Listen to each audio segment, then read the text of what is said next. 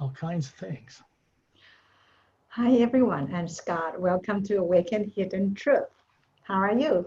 I'm good. Are we awakening hidden truth? Yeah, we are awakening. What does that mean anyway? Why is it hidden? When people hear this in my work, it's designed to perk their ears up because the way it's presented and said, they've never heard this before anywhere else on this planet. Not in the way it's presented. It's designed to stimulate suppressed higher faculties of intelligence and awareness for people on Earth, because at one time they knew much higher ways of living than they know now in this lifetime. And we want to get that awakened, people. So that's part of what this work is designed to do. If I tell people there's a frequency that will connect into the source behind all life with no negative involvement, that comes with a protection. It's the first half of the word human, hu. And it is not something that was ever owned or created or patented or that can be controlled by people on Earth. It never originated here. They never hear it that way before anywhere. If a person wants to recover who they are as a being, not the body, not the brain, the being that's running the body and brain, they need to remember what that is and what it looks like and how it functions. In other words, they need to remember who they are and how they function. It's got nothing to do with the brain and the body of a lifetime. That's important. So if you get that across to people, something stirs in the depth of their consciousness. They start to, like something they can't quite put a finger on. They know there's something hidden there, something they're supposed to know. And they haven't been able to reach it in their whole lifetime. It's just on the tip of their tongue, just out of reach. And even when you're going through an enlightening, awakening process, many things as you recover more seem to still be out of reach, higher things. But the same process continues until you awake your entire being. The being we're talking about awakening is not a brain. You can't enlighten a brain in a human body. You can download information to it to make it smarter and be able to accept higher information, but it's not capable of actually generating it or experiencing it. The only thing that can experience other planets, other dimensions, other planes is not the body and brain that's on Earth, unless you take it on a ship, a very advanced extraterrestrial craft, and travel across the stars, land it on a planet and kick their butt out and let them experience stuff. Those are very rare because there's not enough ships to go around for the kinds of massive people that's on this Earth to provide that experience that way. It's not practical. Beings don't have to wait for spaceship rides in order to travel the multiverse. And they shouldn't rely on that like a crutch. Because more advanced beings that travel in more advanced technology like that don't rely on it to experience other dimensions and other realities and who they are. They are able to move in and out of their body and experience things and who they are that is not the lifetime and the body they're running on any particular planet. The only thing that can have that comprehension is a spherically shaped energy being that is not made of anything molecular, atomic in nature, not nuclear. It's a higher energy that supports all that stuff. The hue connects a person into it. Basically what it does and what we're doing is assisting people to connect to the upcoming breath. Breathe out, you breathe in. It's like the source behind all life breathing in, and you're riding the current back to where we came from. And it's an upward spiral. In other words, it goes ever upward, awakening more, seeing on a higher level until you can be fully aware as a being, what you would call enlightenment. Self and God realization. These terms are thrown around like bubble gum on Earth. But in reality, self-realization has to do with knowing what you are, knowing what an individual is that is not a brain or a body. That's number one. That's what that means. It's not I'm self-aware that I'm a human body enlightened on Earth running around in samadhi. That's an illusion. And it's temporary.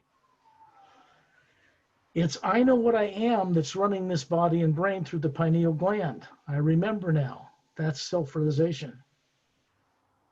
That comes with knowing what we are, what it's shaped like, the different levels of it, and how to utilize those higher faculties of being. God realization has to do with knowing what our purpose for existing is and what that is in relationship to the source behind all life. We're meant to be co-creators with that source. We're not meant to worship it. We're meant to respect it and all life and each other. That's it. It's so simple. People, when they try to achieve either, complicate it so terribly. They're always pushing it into the future. So far beyond them, they think it always recedes from them. They can never get to it. You can't get something outside yourself up there that's already in the center of your being, right here. I'm not talking about the center of the brain. And as a being, I'm hovering above this body, running it. And that aspect of myself can be in numbers of dimensions on any planet, anywhere in the multiverse, once I lose one thing that gets in the way. Fear of the present and the future. If you ever have to get rid of anything, if you discover how or learn how from someone or in some way, learn how to take your focus of imagination out of fear and negativity, stop giving it attention, it shrivels up and disappears. The way that beings I work with get rid of primary and secondary implants, particularly secondary ones, is by getting them to dissolve back into the hue energy. It's like an illusion. It's a form that a person is convinced is real, they're attached to, and it's misdirecting them. They don't dare get rid of it. It could be a beautiful crystal, a heart-shaped thing, or something they love, and it's screwing them up. So these guys come along and say, oh, there's that. It's in your electromagnetic field. Oh, we'll just take that out and get rid of it. It's a piece of cake for them. But for people on Earth, because of the way they've been brainwashed by people who are just as brainwashed, or worse, they believe that the imagination is some fantasy that they think they have some kind of power to make this up in their brain. Most people are like this, Perry. They think they're making up their imagination in the brain. How can a brain that grew up on Earth, went to school, went to college, got a PhD in architecture or something, have any idea whatsoever about what it's like to be on other planets or other dimensions? Because it can't learn that here in schools on this planet. So how does a writer or anybody else imagine such incredible things that it's never taught? How can the brain do that? It can't. I want to make this clear because one of the most directly hidden, false, or suppressive teachings orchestrated on this planet is to tell people their dreams aren't real, imagination is fantasy, and it's made up in your brain. All three are incorrect completely. The brain in its billion-circuited neuron cell center is not designed to somehow within its cells project a movie picture camera on a projection screen somewhere in it so that some other cells can see it. That's not possible. The brain isn't designed to do that at all. When someone imagines anything, especially something beyond what they could have ever learned here, they bring back a dream in the morning of flying in some other planet in their physical body. The brain doesn't do that. They're simply bringing back, under the right circumstances, awareness of what they're doing when they're out of that body, when they wake it up in the morning. And it's not the brain and body when it's asleep that's doing any of that.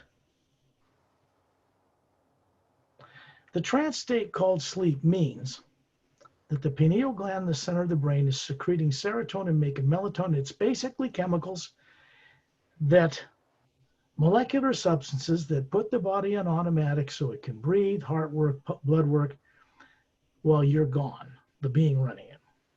A brain and body does not animate itself. It can't make itself do anything, run, move, anything.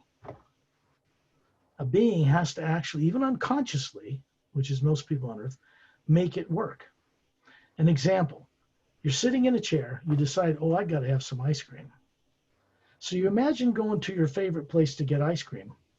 And then you go down in your car, you turn on the key, which means the body's being put in another vehicle to go to the store to get the ice cream, to come back, or to eat it there.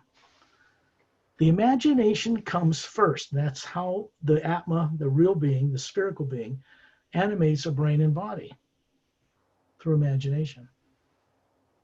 If you look through the hue into the omnipresent living energy that supports all the multiverse, you're able, because it's not made of time and space or molecules, you can look anywhere in it, plug into it, and see what's on other planets, on other dimensions. And you can go to those places.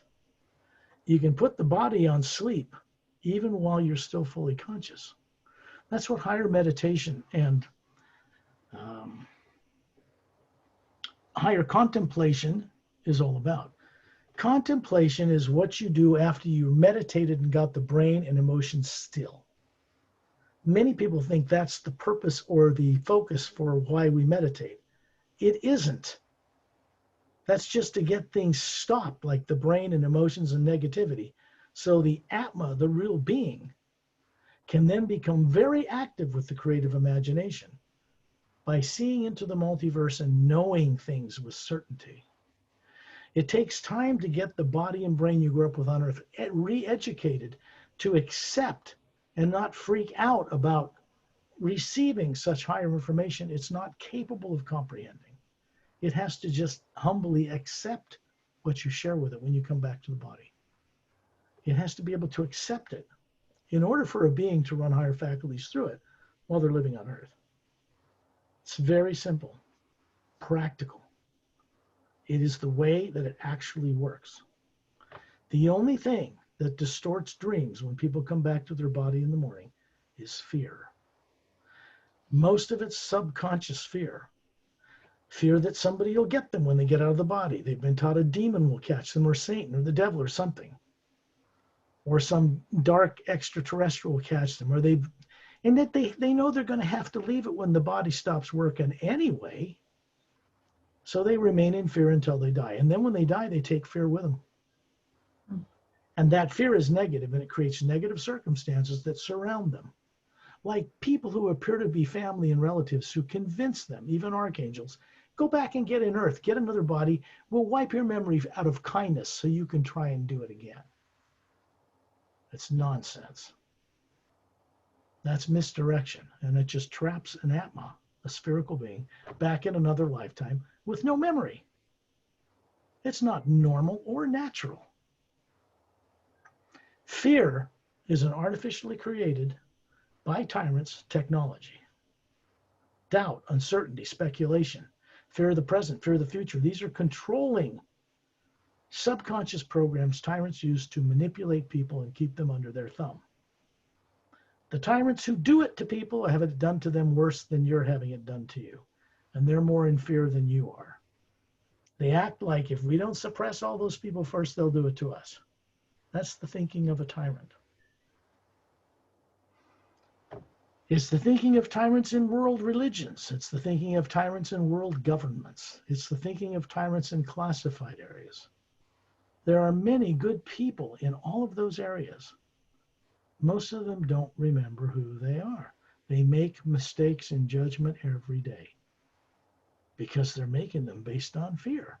Fear is negative, and by one of the primary laws of physics, whatever you imagine or feel and put out into the universe, it goes out into this omnipresent energy that's between the stars and the planets, people call dark matter.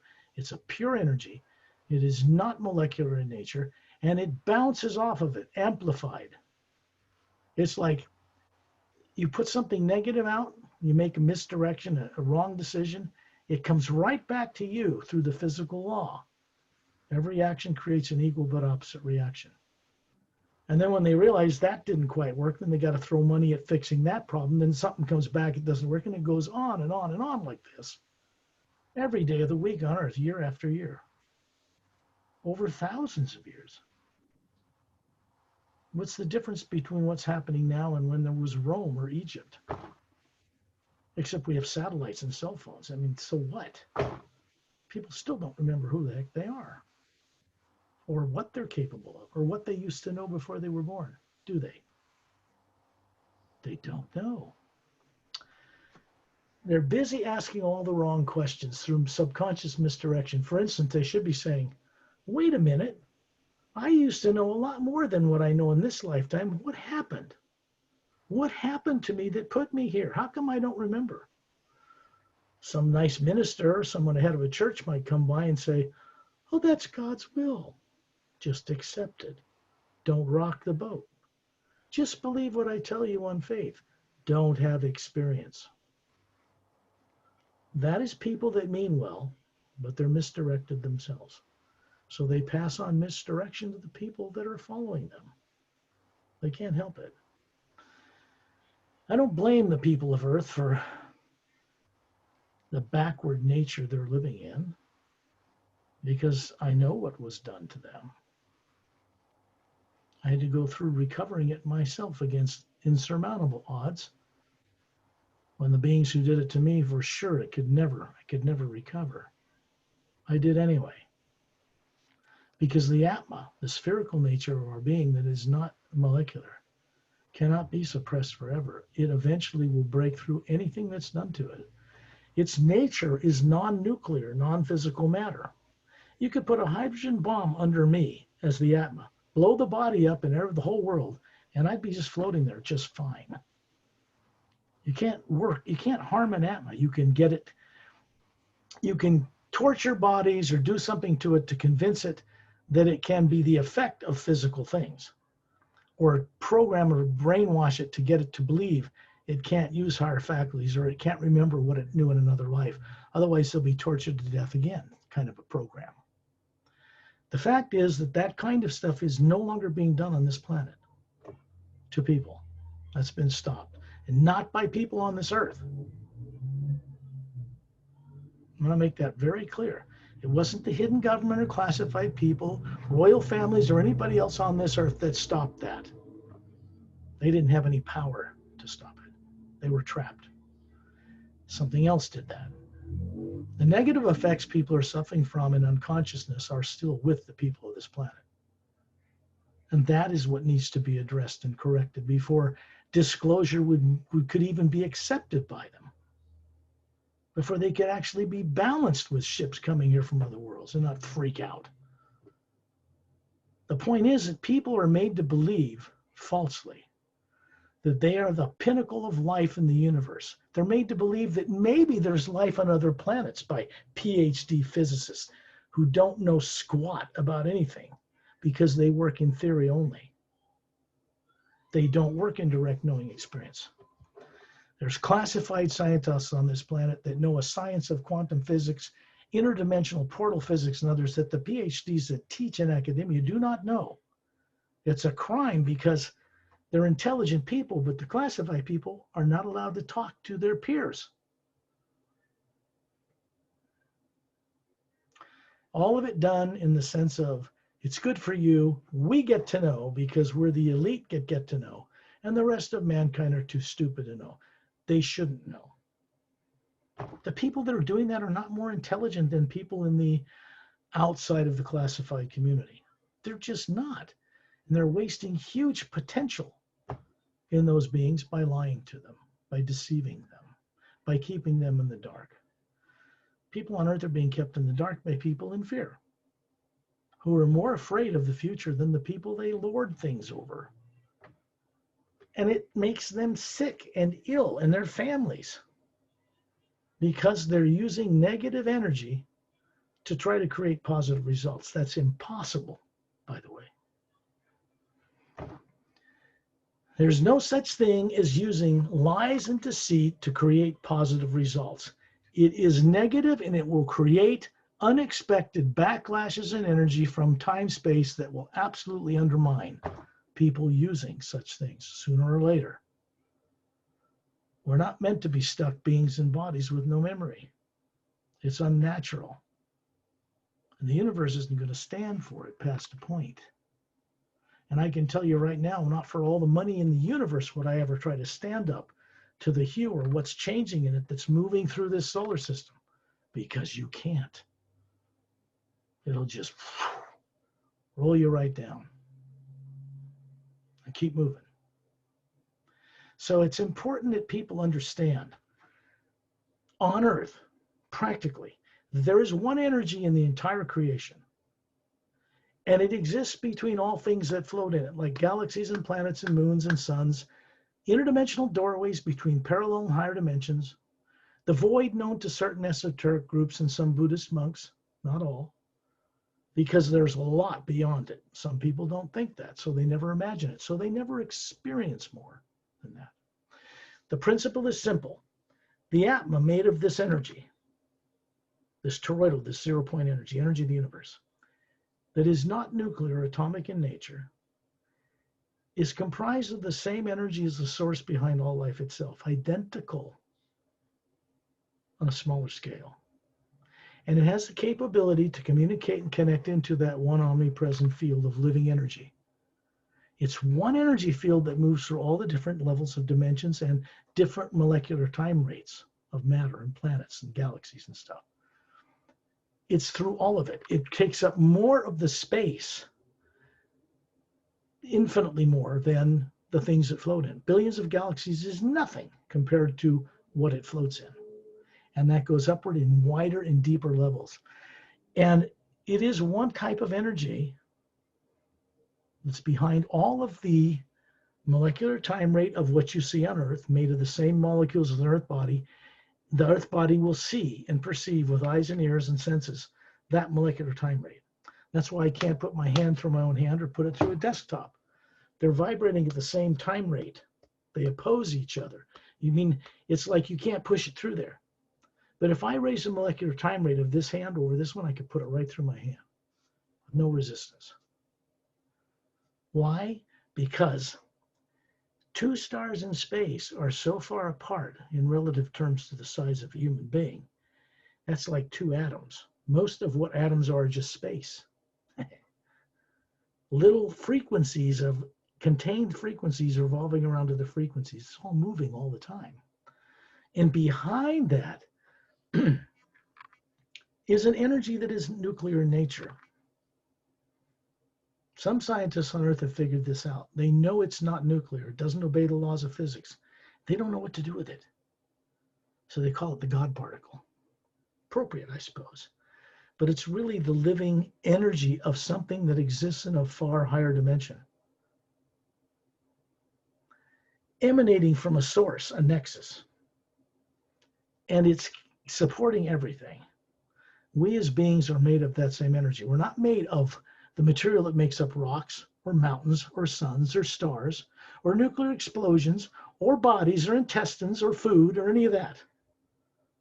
We are running bodies to have greater experience for one purpose.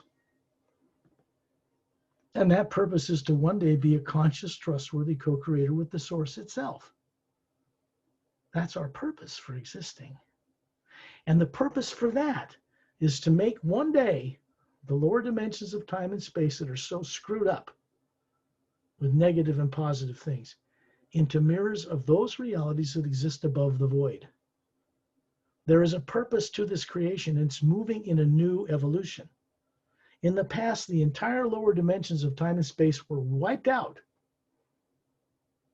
You would not want to have been there for that, but you were. And beings are withdrawn into the across the void, and then it's rebuilt and they're put back. It's been done several times, and nothing's changed after all these billions of years. People are still stuck in bodies that don't remember who they are. It is a failed experiment. What's going on now is correcting that failed experiment with something new. Something in the omnipresent 0-point toroidal energy that inspires people to only create with their imagination those things which will be of uplifting benefit to all life. Not just life on Earth. For people to do that properly and be free, they have to be able to know what that life is on other worlds and other realities by direct personal experience, and they need to respect it, themselves and the source. That's all that's required. For a being to reach what you would call enlightenment or freedom, to be able to play in the multiverse while you're running a body on Earth, that's freedom. It's not meant to be just for an elite spiritual group or one particular religion or one politician or one government or other. It's meant for all life. People on earth do not understand how to think this way yet, how to live this way, for the good of all life, not just for their world, but for billions of them. The great majority of races out there think this way. Earth has to catch up to that. It's in the process of doing that. And it's like the trouble of having a baby, struggling, and the tantrums and the crying. It's kind of like where people are right now on one level. And yet underneath all that childish behavior, reactive negative behavior, is a mature being. You take all that crap, that artificial stuff away from it, fear of the future, negative programs, subconscious nonsense, and then the being sitting there in serenity of being as a knower once again. That means that we all knew at one time. And all these worlds were created, and we got caught in them over billions of years. And as you wake up and recover from that amnesia, you gain the wisdom of all those lives, and you gain another element that was not available before. The ability to have the wisdom to know what to do with it and not get caught again. That's significant.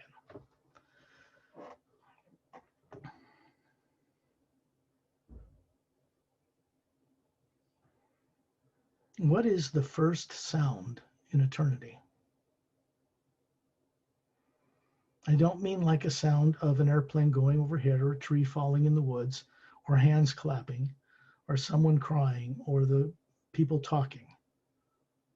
The first sound isn't even on a human frequency level. It can't be heard by human ears or seen by human eyes.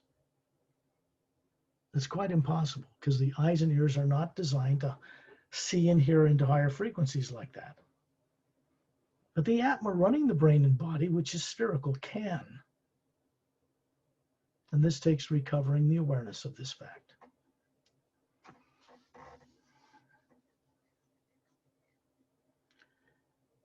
The first sound behind all creation eventually became part of one single word in the human language.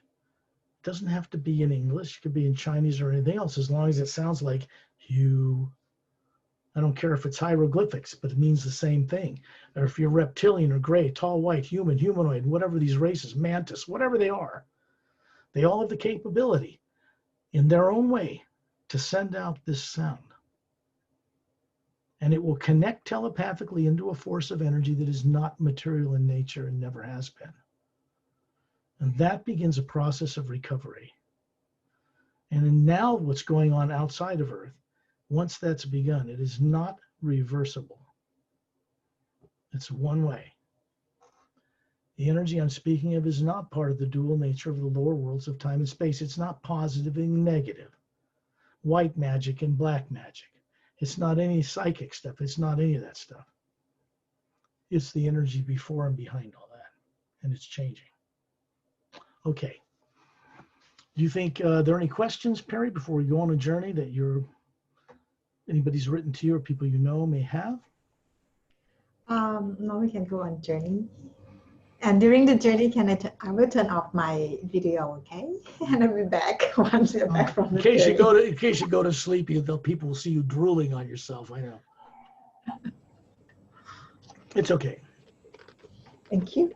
As long as you don't go to sleep and when I'm saying, Perry, we're done, and you can't hear me, then that would be a problem. Then I'd have to say, okay, everybody listening, have a good night. Perry's asleep. I'll stop the recording. Have fun. Bye.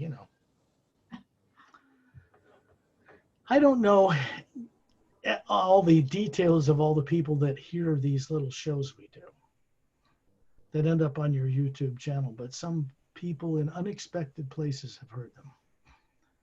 And they've contacted me. This is just the beginning of many unexpected uplifting changes to come to this world.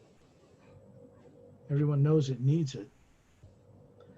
The one thing I must point out, for what it's worth, to people who have ears to hear and eyes to see, this work that I do does not involve any negative emotion or imagination whatsoever. It doesn't work with fear. It doesn't work with doubt. It doesn't work with speculation. It doesn't work with theory or faith. Other people can generate all that kind of stuff. It doesn't work with fear of an Armageddon, the end of the world, the fear of the present or the future at all. Because those are artificially created, subconsciously implanted programs that are misdirecting people on Earth right now. I don't work with them. I will not work with them.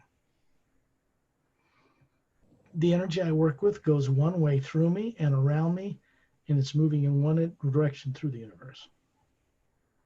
And it's for the uplifting benefit of all life. For the first time in all of the history of the grand multidimensional creation, something is changing.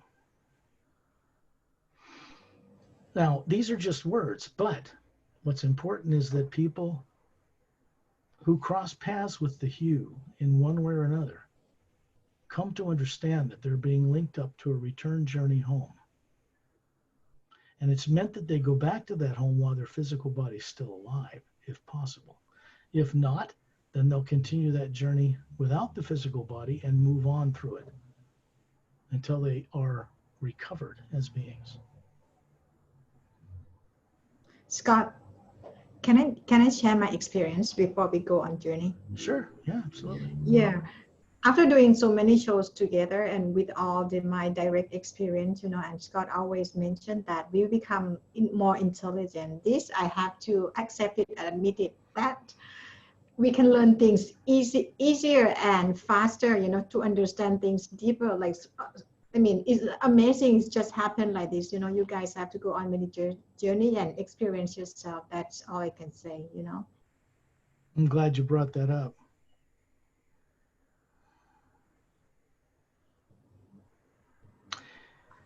On Earth, what the public is told, even in universities today, is that people use 6 to 10% of their totally mature 100% brain. You got a brain that's fully mature and you only use 6 to 10% of it.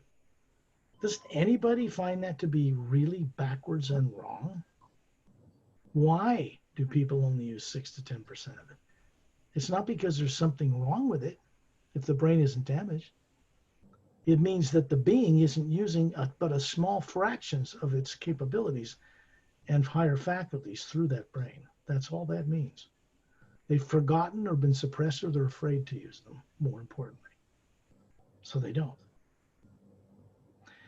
And when you think about that for a moment, you begin to realize that you mean somehow I've been manipulated somewhere in the past to limit myself as a being down to where I think I'm a body and can't remember anything.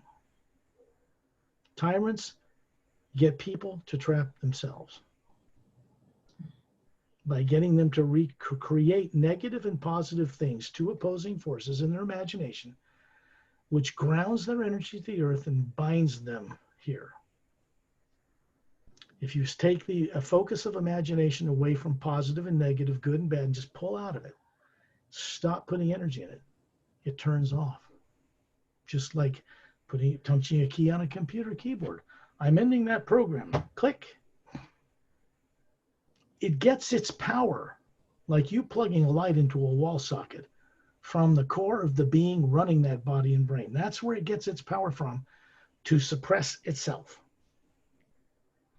The programs that do that are subconscious. Subconscious means you're not aware of it being there. Negative programs, when they affect the nervous system of a human brain and body, when they're turned on, you don't see or hear what's in them. You just feel the terror emotionally. And emotion is the power that is behind what you imagine that connects it to something. Uplifting good emotion will connect it in a good way. Negative fear emotion will connect it in a negative way. So when people are in fear, something subconscious has been stimulated and turned on to run a program over their brain and consciousness, and they're suffering from it until that turns off. They're artificial. They're not permanent, and they will not be staying in human beings on Earth forever. Very good point, Scott. Thank you. And you mentioned about growing more intelligent through working with the hue, getting out of body, getting above the negative atmosphere of planet Earth, out in space as not physical matter beings, as energy, which space doesn't affect. The cold, absolute zero, radiation from the sun, you don't feel that. None of that affects the atma because it isn't part of that matter. Okay, so when we go on these journeys, we get above the planet to get out of the atmosphere of planet Earth. Why? Because the atmosphere of planet Earth is like a bubble. Everything that's ever been done or thought of to people, to each other in the history of this planet is recorded in the molecules of the atmosphere, and it bounces off the ionosphere like a radio wave, which is how they can bounce a radio wave off the ionosphere and get it around the curvature of the Earth to the other side of the planet. The planet's packed full of this stuff. And people are busy putting both good and bad imaginations and fear out into it every day. So it's not a good place to get results surrounded by such negativity. So we get outside of that body, put the body in the trance state called sleep, which people do every single night and don't even realize what it is they're doing anymore. They're not taught they can bring back anything real. When they go to sleep, they identify with the body and go unconscious thinking they're the body. And then when they wake up in the morning, they just think the body and brain went to sleep and they went to sleep with it. This is not true. Only the body and brain shut off and ran on automatic while they were gone. People aren't taught to bring back or even to use higher faculties that allows them to download their journeys into the multiverse, into that brain and body that doesn't have this information when they wake that body up in the morning. So as they grow up, they just don't do it. And most people are afraid to do it. They're in fear. What I point out to them, don't worry about being caught when you get out of your body. You're going to do it when the body dies anyway, whether you like it or not. And number two, when you're on Earth living a lifetime here and you don't remember who or what you are, you've already been caught. Don't worry about getting caught in the future. You're already caught. You want to get uncaught. Because free will, how can a person have free will? If they can't remember who they are, it isn't a physical brain or body, never has been ever. And they don't know what that is capable of doing or how to use their higher faculties because they're afraid to. Been tortured, something happened to them in the past somewhere. And they're stuck in a body on Earth with no memory. And they grow up around, surrounded by people who have no memory. Real intelligence of life beyond Earth that they brought here. Every single person on this planet is an extraterrestrial because human beings did not originate on Earth. They're one of the older races, this form, billions of years old, developed out in the galaxies on other planets, and were brought here in one unusual scenario or another during the last 65 million years since the dinosaurs were made extinct. Do you think people on Earth remember any of that history? How about their lives on other planets before they became a human with no memory here? Afraid of that too, are we? Okay, see, so that's the thing we want to recover, who we are, what we knew. What we are is it's a being that has never been a physical body. Because the atma that runs a body is spherical, and it's never been a physical body, even if it believes it is now. That can change. Okay. So you become more intelligent as you work with the hue because it starts to turn on those other brain cells, starts to use more of the brain. The atma starts to get back in courage and takes leaps into the vast multidimensional universe like we do when we go on these journeys. You don't take a ladder and climb up. You just go there. You're here hovering above a body, then you're there. Then you're on Telemedea. Then you're up in the atma plane or higher. Or you're across to the center of the galaxy on Xantronomist 1. These are planets, places, people, beings, many of them human that live there. People on Earth have no idea they're out there.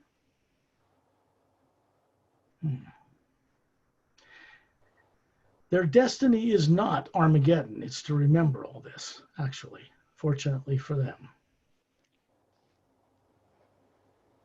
Some people begin to learn this information and then they start acting like a spoiled child who demands what they want or else, or they demand getting what they want.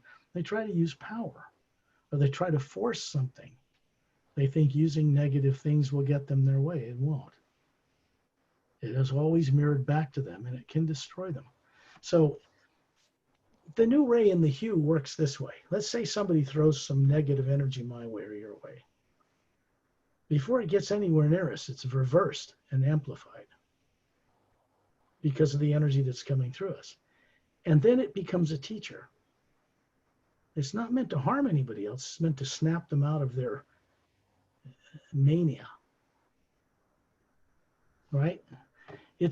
When sometimes when people start down this road of awakening, they have a lot of trouble adjusting to not being a body or a brain, but being a being.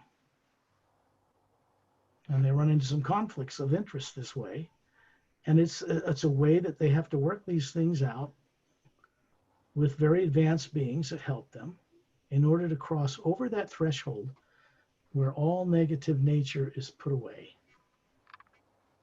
All negative emotion and imagination is, you take your focus away from it and it just vanishes. So when a person gets into trouble psychologically, emotionally, or mentally, it's important that they take the time to go deeply in the hue until they feel good, until they are in serenity of being, because it will shut all that stuff off. Then they can make progress because it makes them more intelligent and objective.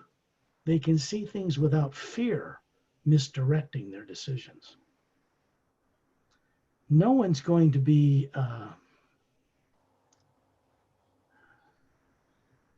directly connected to anybody from other planets, get on spaceships or anything else, until they stop misusing energy. And they have to understand that they are an eternal being, they are not physical matter, and that they have the capability to stand in their own gravity respectfully of themselves and other beings. It's at that point, and only at that point, that real contact can be made with beings that are far more advanced, that are kind. They won't mix it up with people out of balance.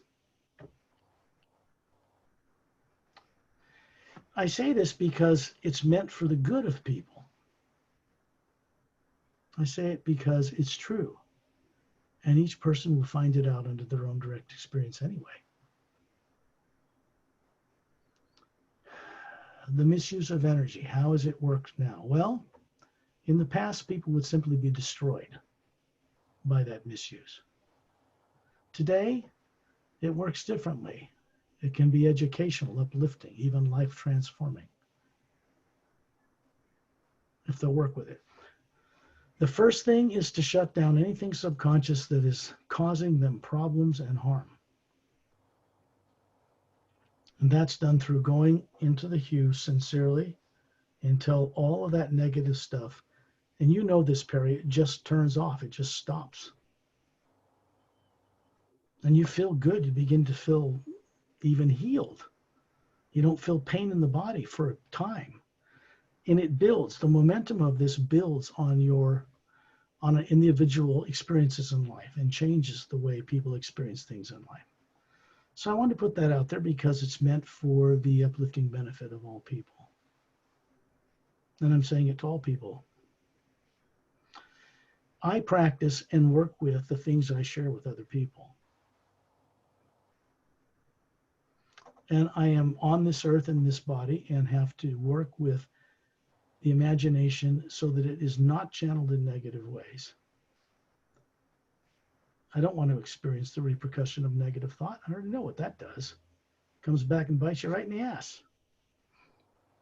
It won't work. It doesn't. It's a teacher. It's not a very good teacher, but it's a harsh teacher. So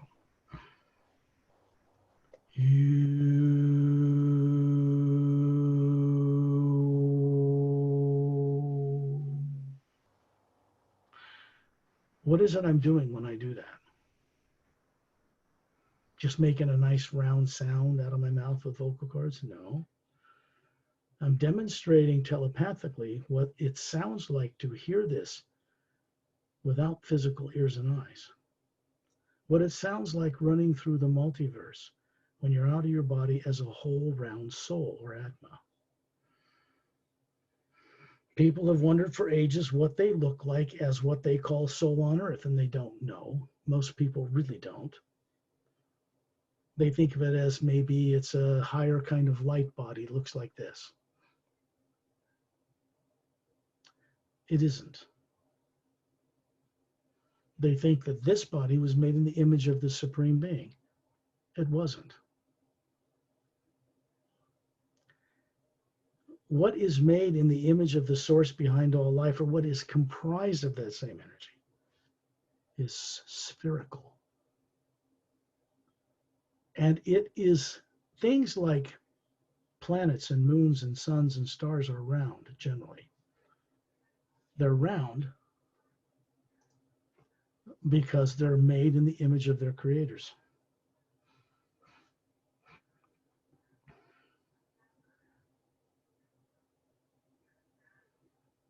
And the energy that all that stuff floats in is not round. It is omnipresent, omniscient, omnipotent, all-powerful, all-seeing, all-knowing, but it is not a tyrant being or individual on a throne somewhere lording things over everybody. The source behind all life is not like that. Tyrants created in one time or another on this planet and other worlds, demanding worship of them as divine incarnations, controlling priestcraft to control people. The source behind all life never requires this of us. It requires that we're respected in each other and all life. That means plants and animals and trees and air and water we drink, sewage that's eliminated and poisons the earth, radioactivity, any of that stuff. We're meant to be conscious co-creators to help solve the biggest problem there is in eternity with the source itself as individuations of it. We're meant to come up with new ways of doing things for the uplifting benefit of all life, not just on earth, not just in our dimension. We're meant to do this so that we can help solve the greater problem. And that is, how do we make the lower worlds of time and space, like Earth, galaxies and planets in different dimensions, mirrors, without destroying them, of the way the worlds work, the realities work above the void. When I speak of the void, I mean physical dimension Earth, like planet Earth, where we are with these bodies. There are parallel dimensions of whole levels vibrating at different time rates of matter, numbers of them between the physical universe and the next major division in the multiverse that people often call the astral plane. Then there's another 144. Then there's a causal, a mental, and etheric. Then there's this big void type area of a pale blue light, as I experience it, that separates what's above there and what's below there. In the lower worlds of time and space, the one energy splits into a dual current. It's supposed to be wound around itself like DNA in harmony to create opposite poles to build things in the lower dimensions. It was never originally meant that we'd separate those two and inhabit both within our being, so we think and feel positively and think and feel negatively at the same time every day. That splits the being that's one and whole in half and drops its energy in half, so it doesn't have the energy to use its highest faculties. It traps people in bodies on Earth. That misuse of imagination. It splits into the dual current. It's supposed to have another third energy that is not nuclear, the hue itself, surrounding it so that it isn't abused and it stays whole, to create form, to create effect without having to suffer the repercussions of time and space. Every action creates an equal but opposite reaction. This is true for thoughts, measurable on a oscilloscope, and emotions that go out as frequency and affect this one energy around us. It is a co-creator with us. We are meant to imagine right things in it, and It's this one power that brings things into manifestation we imagine, good or bad. Praying to it doesn't change that. We're meant to learn from this so that we only create and imagine things which are kind and of benefit to all life on all those worlds and all those realities. Because that is the kind of way people are for the predominant nature out beyond Earth among the stars and in other realities. Not all, but most. And we're going to have to join them. You can't take them and squeeze them down to the ignorant, backward, misdirected nonsense that's going on with people on this earth, because they're never going to allow that anyway. So we have to step up to bat and raise our vibration and be allowed to play among the stars with them. They're not interested in controlling this planet or its governments. What a terrible task that would be for any race. They would rather have people on Earth wake up and start to do things right. Stop being dishonest. Stop being deceitful. Stop being negative. Because when they lord a privileged class over a mass of people, those people are sick. They get ill. They die because they're putting out a negative suppressive energy. They're creating the problems they're claiming they're protecting us from without even realizing it. So I really can't hold them to blame. They're not my enemies. I'm not after them. I do endeavor to help them make the choice to recover who they are. That I do. And it's kind. It's got nothing wanted to take their power away or any of that nonsense. If those people were sane right now and working as atmas, they wouldn't want that power. They'd throw it away just as fast as they could let go of it. That's part of the enlightening process. It's part of the transformation process I talk about.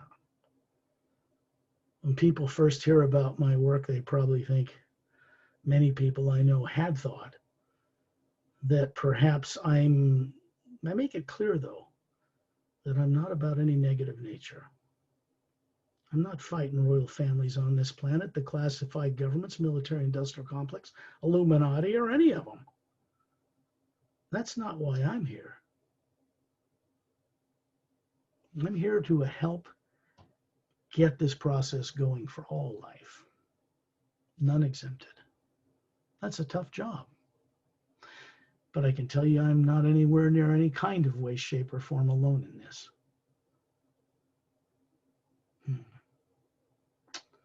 Okay. Perhaps when people pay this long little journey back before we go on the journey, they'll pick up on details of what I'm saying, and some of it they'll just go, wait a minute, he's not talking about attacking anybody or pulling down governments or anything like that. He's not talking about any of that. I'm putting out an energy that says, representing many who are not of this earth, that this is for the beneficial change of all life on this planet, so it can take its place among the stars properly. That doesn't mean that Earth people are going to come under the tyrant yoke of some extraterrestrial race. No. Nobody wants that job, except tyrants and their police. They can't do it. They've been stopped permanently from that endeavor. So now we're stuck with correcting us on this planet. And we're being given the opportunity to do that for the first time. The kind of energy that's here is there if people want to tap into it, which we'll explore during this journey. And they can have any government on this earth with any classified technology they've got go and explore pyramids that I talk about on these journeys. And they already know they can't do anything to them. They've tried. Just leave them alone because they're not attacking anybody. You see what I mean? After a while, they just give up and go home and have supper, because it's just pointless. They're not made of nuclear energy. They can't be attacked. It's not possible. And they're not here to threaten anybody. They're forming out in space between stars and in our own solar system. This goes way beyond anybody that's ever been in power anywhere. And it's benevolent. It's hard for people to understand that such a thing could exist that isn't just good and bad, hate and love, and back and forth and up and down. That's the way it's been for hundreds of billions of years, but that is changing. Okay. When I put out the hue, the first half of the word human, with the understanding that human languages were not developed on this planet. Human languages did not originate here. They may have changed over thousands of years, but they didn't originate here. Hieroglyphics in Egypt, the way Chinese and Japanese letters and hieroglyphics work, did not originate here either.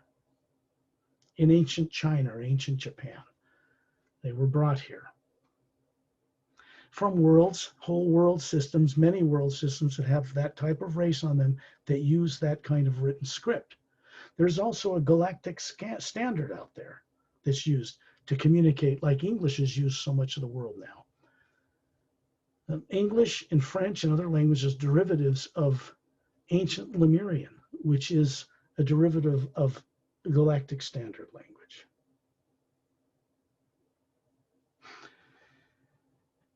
The history of this planet does not and will never reveal a missing link to Neanderthal and Cro-Magnon man as some way to prove we evolved from fish from the sea or monkeys or something like that, because we didn't. You're not going to find that missing link on this planet because it wasn't never on this planet.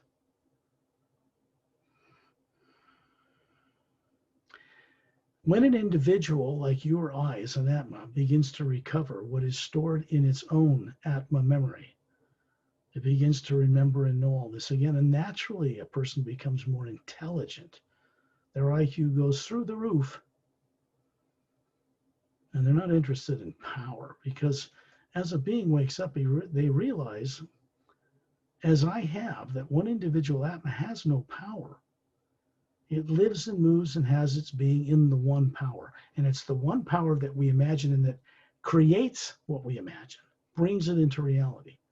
Not us. If a person really understood that, they would be humbled before it, not its slave, but they would co-create with it properly, like they're meant to.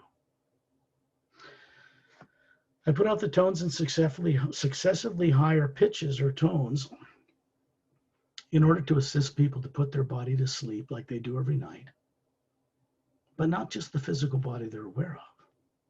The astral, causal, mental, and etheric bodies too all go to sleep at the same moment, wherever they are. And they're put on automatic and they're safe. And then the spherical atma, the soul, can travel and gain ground, make advances in recovery, recall, remember, etc. You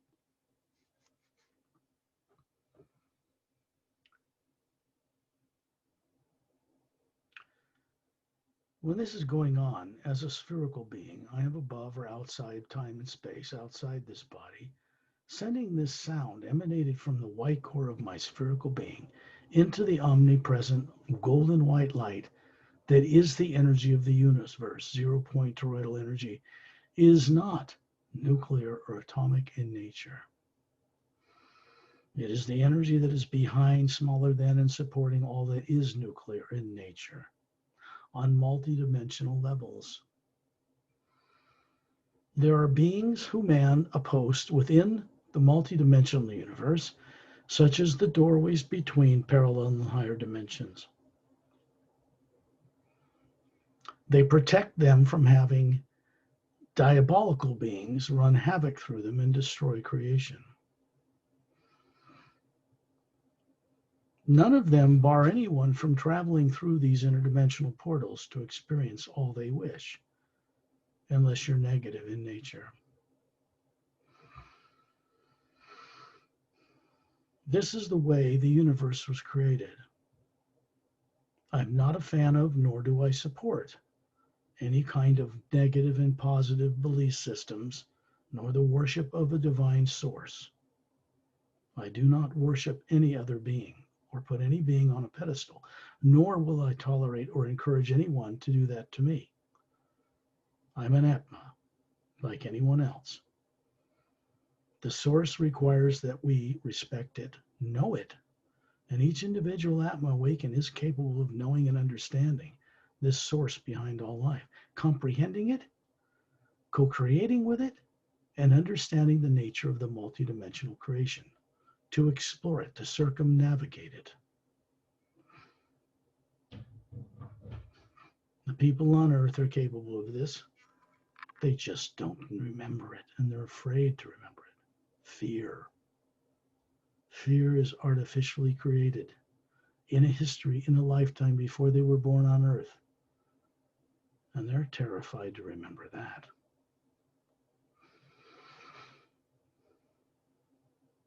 I would have to say that at some point, an individual, having lived so many lifetimes in forgetfulness and amnesia of their original source nature, eventually just gets tired of it and takes the risk out of pure courage and leaps into the unknown with nothing under its feet to support it, trusting in its own nature and the source that it will be fine. It is then that the being starts to connect with and meet with beings of a higher nature, teachers, people that can help instruct that being, not only in how to recover what it's been made to forget, but how to work with its higher faculties as they're awoken in ways that will not trap them again. This is what I refer to as the new ray of consciousness moving through the omnipresent first sound behind all creation. When I hew, it's affecting the pineal gland in the center of the brain, the human body. It's opening a doorway from higher realities of this one hue energy to be able to pass practically down through the pineal gland, through the brain, out into the world for the benefit of the person receiving it and for the benefit of all life. This is its nature. If you try to bottle up and control or possess this force, it will fry you, because it's not meant to be possessed or controlled by anyone, certainly not in any negative way. If you put kind, creative, uplifting things into it, it will bring them into reality with many other beings who are working along similar lines, not just those on Earth. If you want to meet with beings from other worlds, because disclosure of this is coming, then it's important to feel that you are secure within your own being so you can stand in your own gravity, your own center, and have conversations and learn and be respectful of such beings. They already respect us, even though most people on Earth are not respectable in the way they behave. They know the potential of what people as human beings are on Earth once recovered. And this can be very great.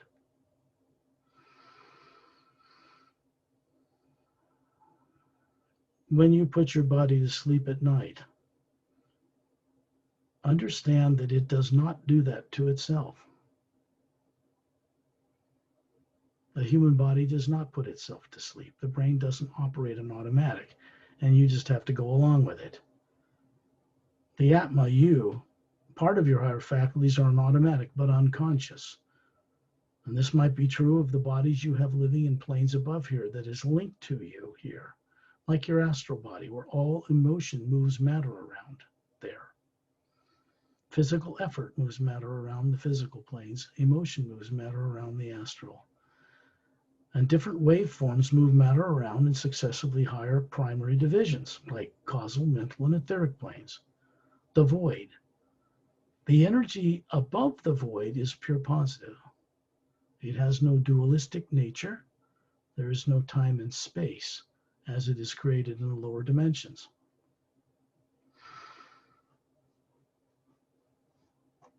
Although no negative nature exists in the upper realms, it does not mean that the way it was developed and created originally is working to the best way that it could.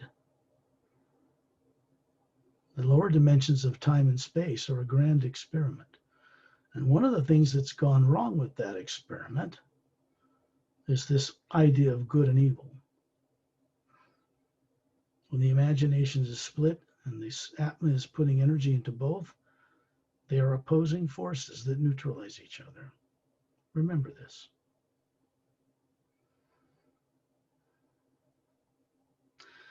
The optimum state of being is to have both forces unified, like the yin and yang symbol, with two teardrops circling around each other with another energy around them, keeping them in check. Which is what that symbol means, by the way, in case you're wondering.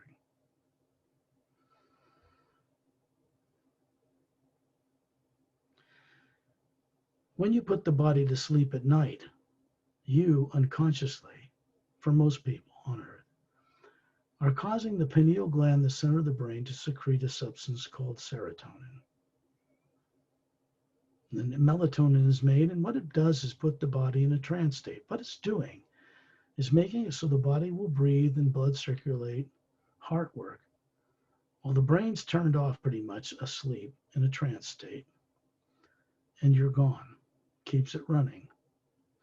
There is a thin white thread of golden white light that comes from the core of the spherical nature of your being down into the pineal gland to run it, no matter how far away from it in the multiverse you might be. It is not a silver cord or a golden cord that can be broken, which would kill your physical body. This is not any of that. This is a direct energy link from the atma, you, made of the source energy to the body. And it runs it on automatic. So one of the few faculties that must be left on, even if You are completely unconscious of all that came before, or the body would not survive. It would just drop dead, fall over and drool, and stop functioning until it atrophies and perishes. A brain and body is a machine. It's a high genetic creation. It's a genetic creation that was originally designed to be able to allow the being to run higher faculties through it, to sensory faculties, to pick up on how a plane works, like planet Earth, nature, and get new insights into ways to create and do things that are transmitted back to the core, the spherical being running above that body, so that it can one day return to the source and deliver new ways of doing things. This is our function, our purpose as beings. Many other races on many worlds are living this. And on many human worlds that live this, it is very different from what you see on Earth. Very different.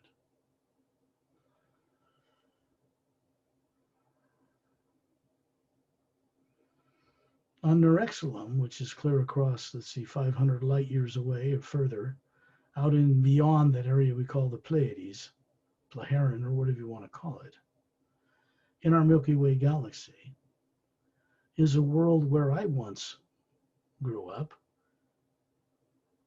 where governments do not utilize money. It's illegal. The governments are made of the wisest people on their worlds. And people grow up with the equivalent of 10 PhDs by the time they're 10 because they have photographic memories. They're telepathic as well as can use vocal cords. 4-stranded DNA, and they use 100% of their brain. Yet they know they're not their body. Many worlds exist like this beyond Earth. If we want to play with them and utilize the technology they have to get across the stars, get rid of all disease and really change, we're not going to be able to project upon them all the corrupt nature of what we carry as individuals on this earth now. Number one, they wouldn't accept it. And you could not hoodwink them or deceive them. So they're not going to ever tolerate that. They are interested in us becoming normal.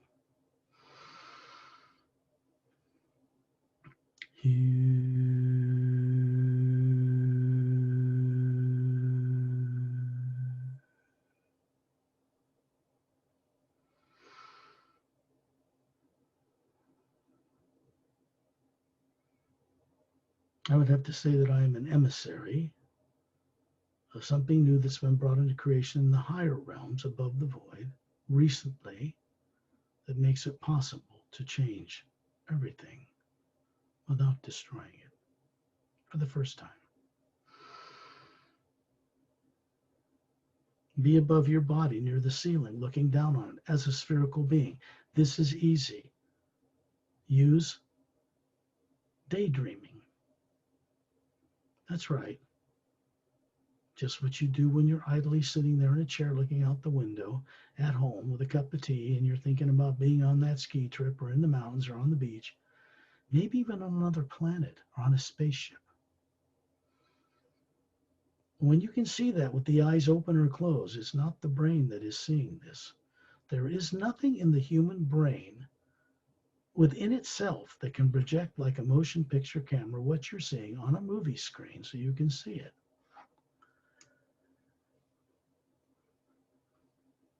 They're never going to find that faculty in the brain of a human being, no matter what theories they propose or what they teach people in school. Because imagination is not made up in the human brain at all. It is a faculty of the atma that runs a human brain and body. And it can see and know things directly in 360 degrees in every direction, without thought or without emotion, by directly plugging into the omnipresent one energy of the universe directly.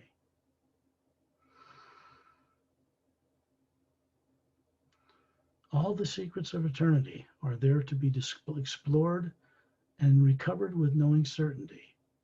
And under the right conditions, every single living being on earth can do this. Be above your body. Just imagine it. Looking down on it kindly, because it's the only one you have on earth.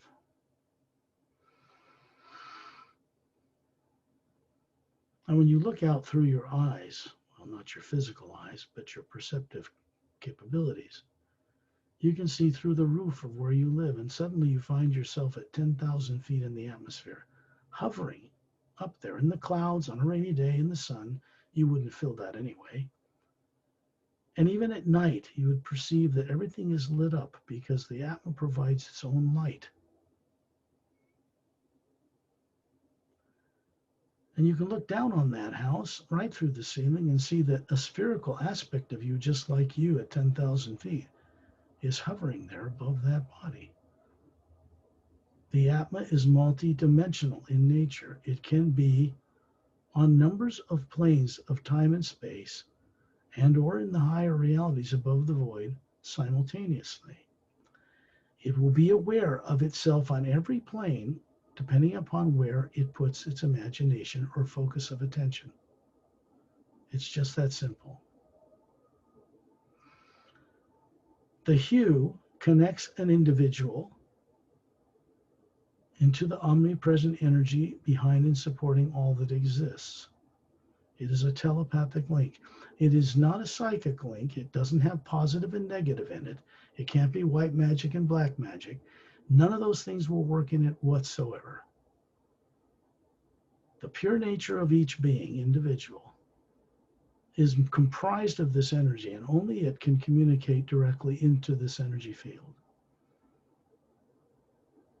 The sooner scientists and people on Earth realize this, the better off they'll be, and great leaps of evolution for this planet can then take place, because we're not alone in creation, and beings are out there that can help us because they've gone through this themselves, or they've helped other planets survive this critical stage of self-annihilation.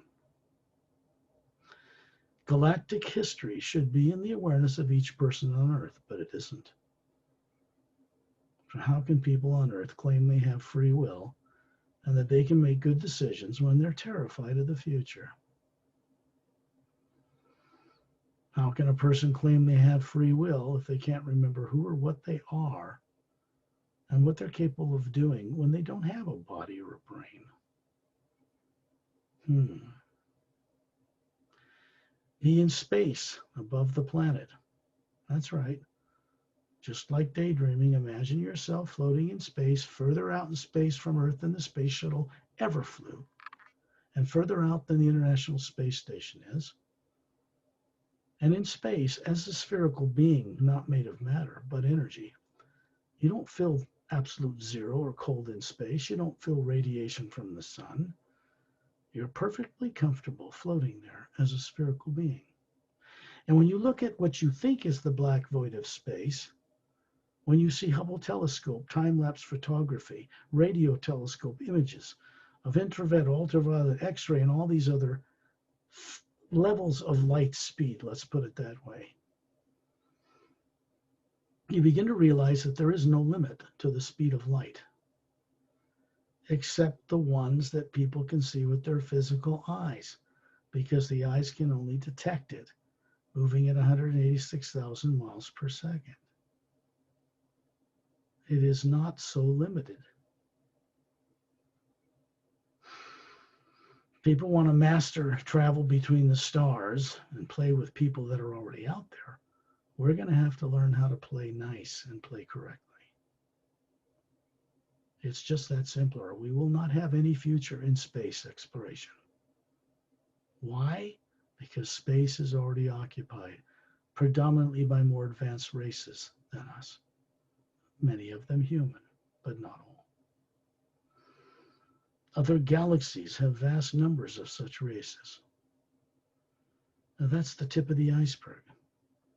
When you get up into the astral plane, the universes are even larger. Again, don't let this baffle you, because as the atma out of your body, you are capable of understanding this. The human brain and body on Earth cannot. But you can educate it, you can train it to accept such experiences into your awareness while you're living your life on this planet, if you want to. Remember, I said in the beginning that working with the hue works only in one way, and it works in an upward spiral for the atma, the individual.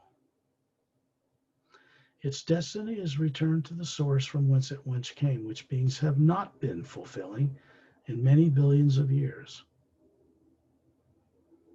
Even the most advanced kind spacefaring races were not journeying across the void into the upper realms as they should have been. Now they are beginning to do this, and so they've taken more of a keen interest in Earth and its survival. Why? Because many of their former relatives and friends that went missing in the last 500,000 years after a great war came to an end in our galaxy have been missing all that time. And they would like to be reunited. Think about this for a moment. If human beings never evolved on this earth, which they didn't, then where were you and what did you know before you were shut down, stuffed in a body here with no memory?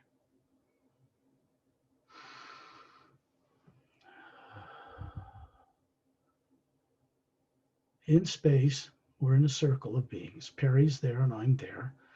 And I'm showing you what I am. I am a spherical energy being with a white core and layers of teardrop shapes, self-effulgent, self-luminous higher faculties built in layers into concentric circles.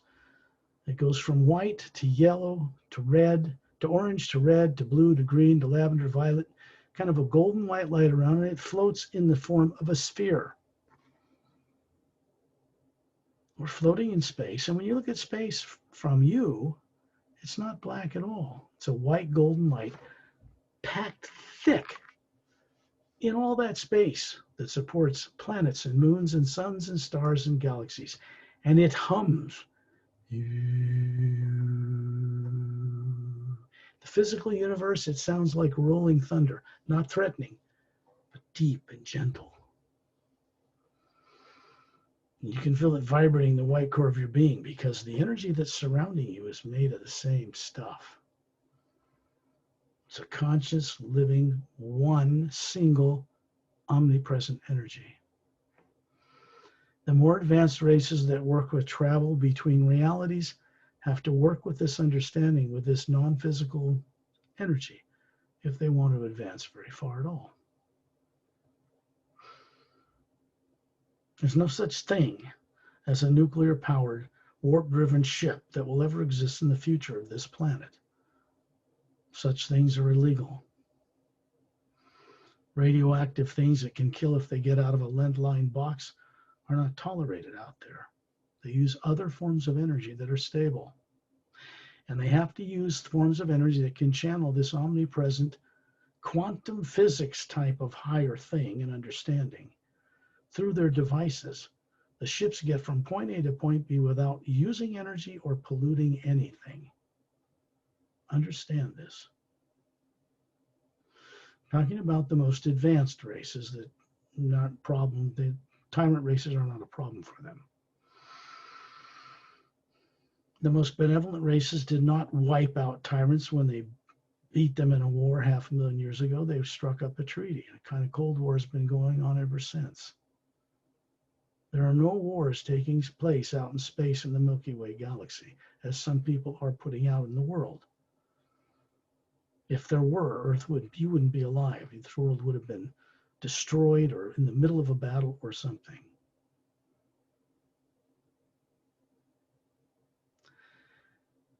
In space, you have the freedom to know things in this energy field we're floating in that you cannot comprehend when you're surrounded with negative atmosphere in the planet Earth. I love Earth. Beautiful trees and flowers and plants, but the people are nuts. Really. Because they don't remember who they are. So they make mistakes, and then they make more mistakes and compound mistakes and throw money at fixing those mistakes, and on it goes. Never ending. Nonsense.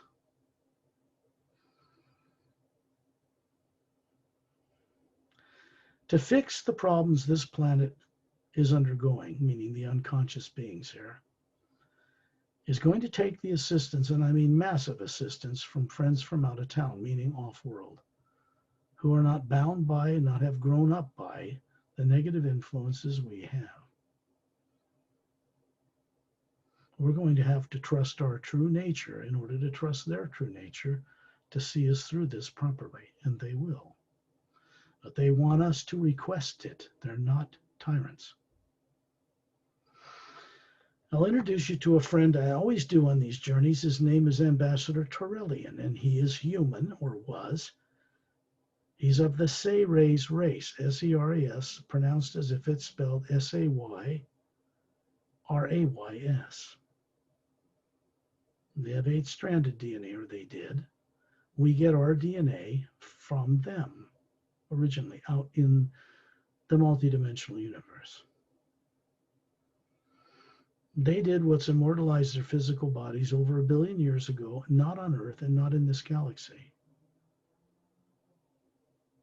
They didn't immortalize it to make it stay 36 forever.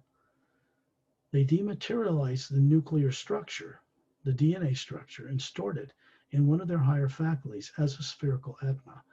They draw from the energy of the toroidal or 0-point energy and can manifest a physical form you could touch instantly.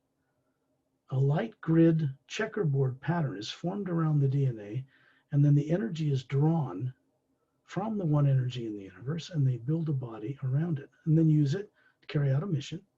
When they're done, they dematerialize it back and store it, so they don't have the burden of carrying around a body all the time like we do. Therefore, they're not vulnerably trapped in the illusion that they're a body either. Turalyon is an ambassador. He's very kind, extremely wise. He's a friend of mine, and I'm his friend.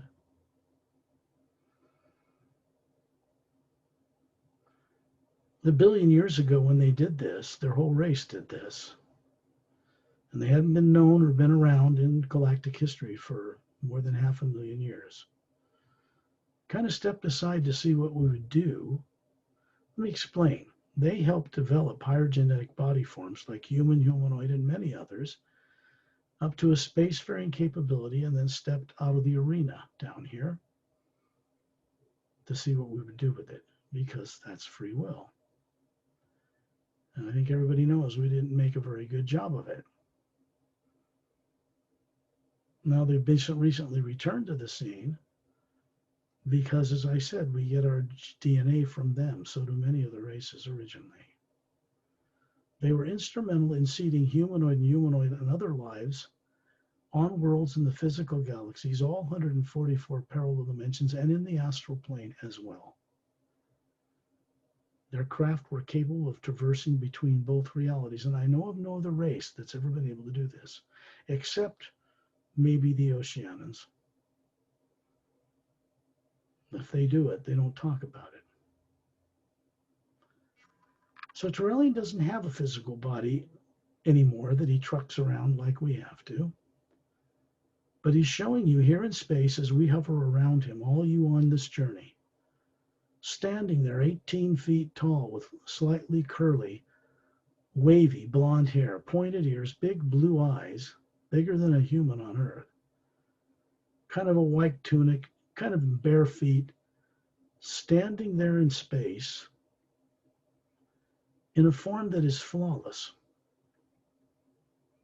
It's really energy, but it looks like what his body looked like over 1 billion years ago.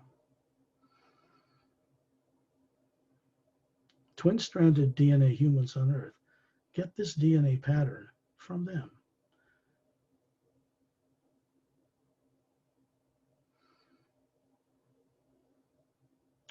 There are other races in the Milky Way galaxy that also are known as the most advanced genetic scientists. When I say this for religiously minded people, I'm not talking about someone who uses genetics to trap or control people. There are races that have immortalized their physical forms differently, meaning that they don't age. I know several that are 3.5 million years old.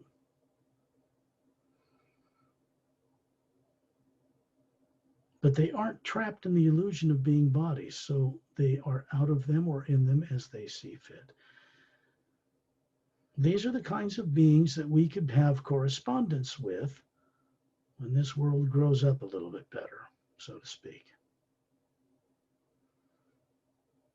Earth is actually capable of making a great leap if we can get the energy risen enough for people to wake up enough to leap beyond fear to ask for their assistance. That's as simple as this is.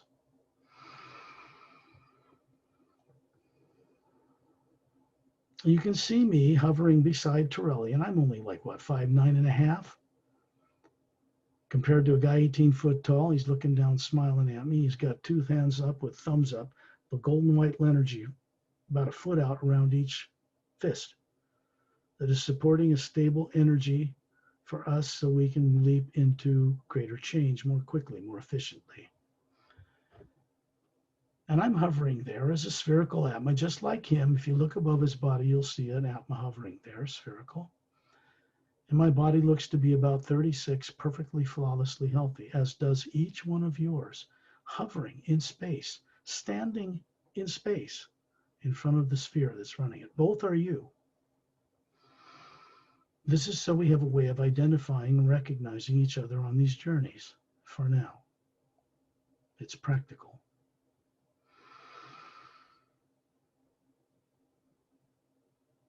You can see Perry standing on this side of Turalyon. Suddenly she's there and she's smiling at you. And she looks to be about 36 with an atma hovering above her form. And then you get to understand that you're all here in the same capacity. This is a talent and ability all atmas have, even if they forgot it for the last billion of lifetimes. Here in this energy field, it's easy to comprehend how old you are. Let me ask you this.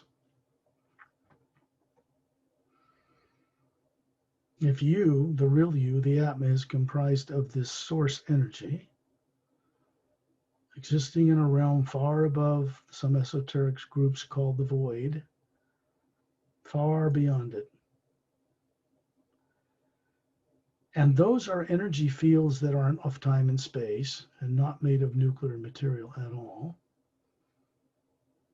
And if you existed there since before the lower worlds of time and space were constructed, as an individual who's capable of running a brain and body on any world, how old are you? You get my point? How old are you? Your age can't even be compared to billions of years in the physical universe. It's quite beyond that. When you're above the Earth's atmosphere that's so negative as a floating being, and the body is asleep, and all subconscious fears are turned off for now, because the beings that are beginning to appear here that have joined us on this journey make certain of this. So the body's asleep, back on Earth, sitting in a chair. You might hear a plane go by or hear a sound in the house. It doesn't matter. The ears still work, but the eyes, if they're closed, that part of the brain is turned off. No lights coming in the eyes. And yet you can imagine. Who or what is imagining? It's not your brain. The eyes aren't even open. This is what I'm endeavoring to get you all to become aware of in how the imagination works and what it really is.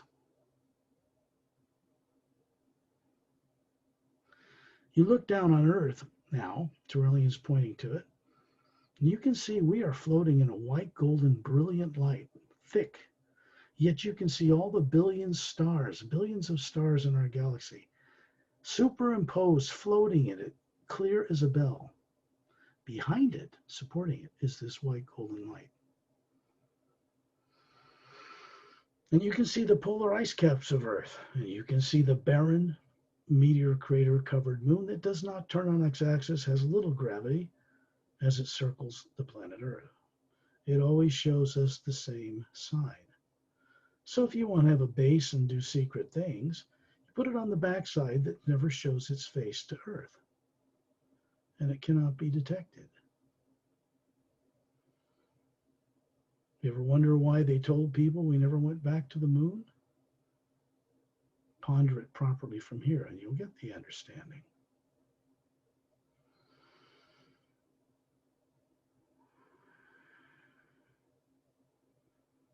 So why are people endeavoring to go back to it to do what? Collect moon rocks? We already did that.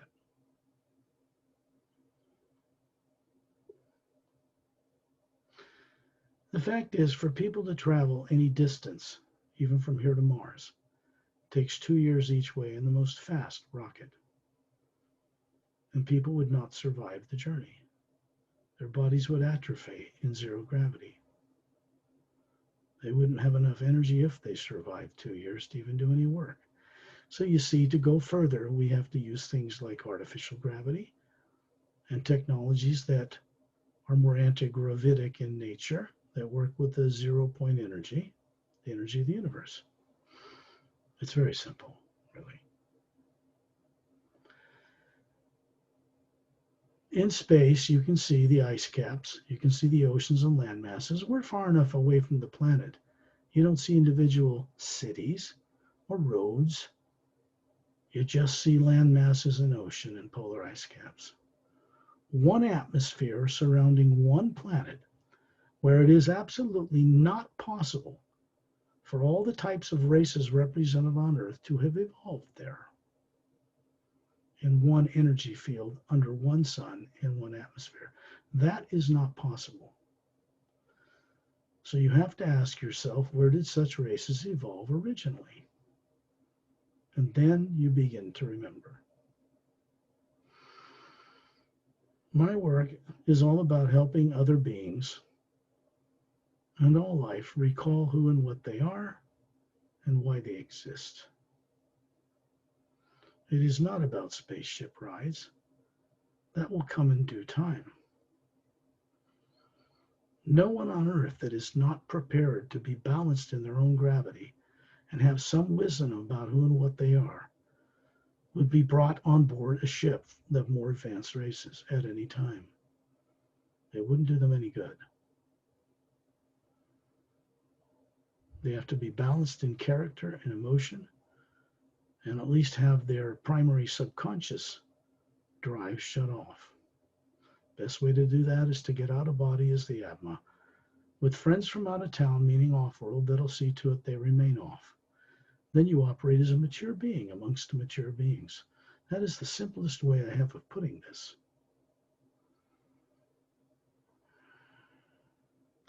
It is up to each individual to withdraw their focus of attention from negative things. No one can do it for them. The hue in its use and by practicing it will shut these things off. And we have help from beings who are experts in helping us do this.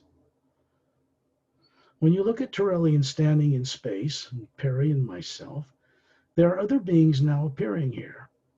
I'm going to introduce you to, as I have before, a couple from a race called the Xantronomist, from planet Xantronomist 1, which is on the other side of the Milky Way galaxy, opposite Earth.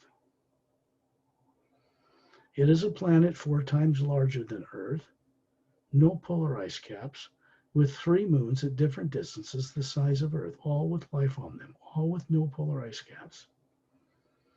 Dome cities, clear, and over each one are 3 4-sided golden quartz-capped pyramids, the size of that in Egypt. And they are devices. They function in a certain way. You can see that these planets, these moons, the size of Earth that circle this big planet, are orbiting around a trinary sun system, meaning 3 suns. A blue-white giant closest, still very far away. a yellow sun further out like our sun Sol, and a red dwarf. All those two other suns circling a bigger sun. Practical physics 101. Quantum physics, really. And in these worlds, people evolved physical forms with DNA aided by the Say rays long ago. And they've immortalized their bodies. They are masters of genetic science. They could teach people on Earth amazing things. There's no disease here. They got rid of the microscopic life on their planets, which was primordial, that interfered with and competed with higher developments a long time ago. There is no pollution on their world in the atmosphere, the air, or the water. They have technology to change any kind of this, what do you call garbage, or what you would call it, molecularly into other forms of energy, into other useful products. There's no waste in their groundwater or in their oceans. This is old technology out in the universe. Such beings are willing to share that with people on Earth when we grow up enough to be able to use it wisely. They will not share such things with us if we continue to lie to each other. The idea of militarizing space, weaponizing space, is not going to be tolerated. More advanced races would not tolerate it. I don't care what we do, but bringing our garbage out there isn't one of the things they will tolerate. Here, above the earth, you can hear this truth, and no one can deprive you from it.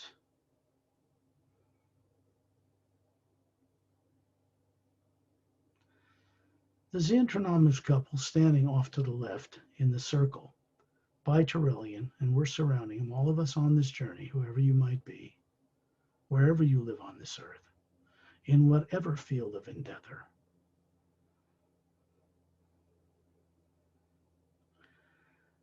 They are 10 feet tall. They have hair that looks like polished silver metal, but it's soft, and violet eyes, and they are 10 feet tall, longer limbs, longer necks, longer fingers than we have on Earth. And there's a man and a woman. He's slightly taller, elegantly dressed. When they walk, as they're doing now to show you, you can see there's a spherical atma, a little brighter than this, hovering above each of these forms they're showing you.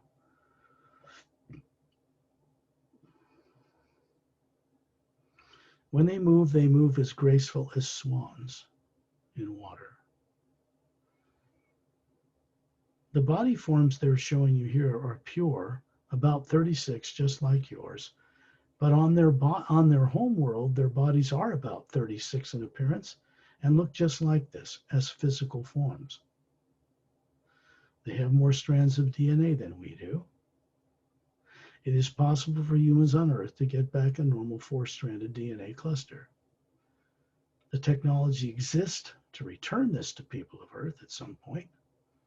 The first step is to get the DNA they have working properly. That means the DNA that is shut off in the form of genomes that are turned off, which are switches, need to be turned back on.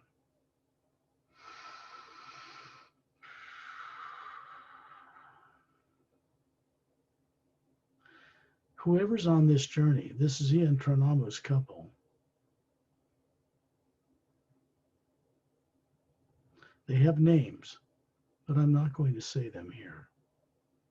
Perry knows what they are, and we've spoken of them before. Single names that mean something.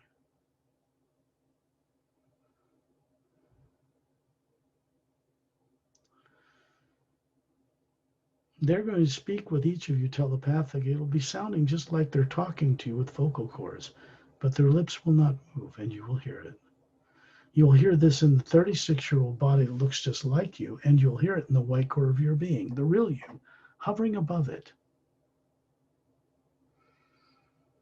And they're going to be discussing with you a stream of telepathic transmission.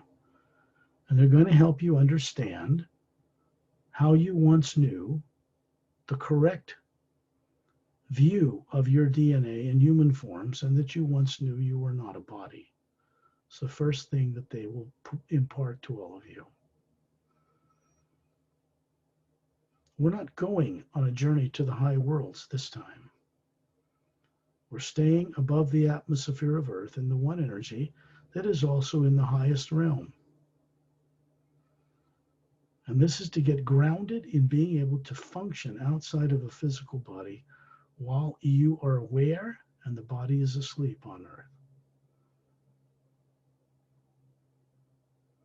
Turalyon is waving his hand now, if you pay attention, and you can see out into the solar system as if you have a telephoto lens on your eyes.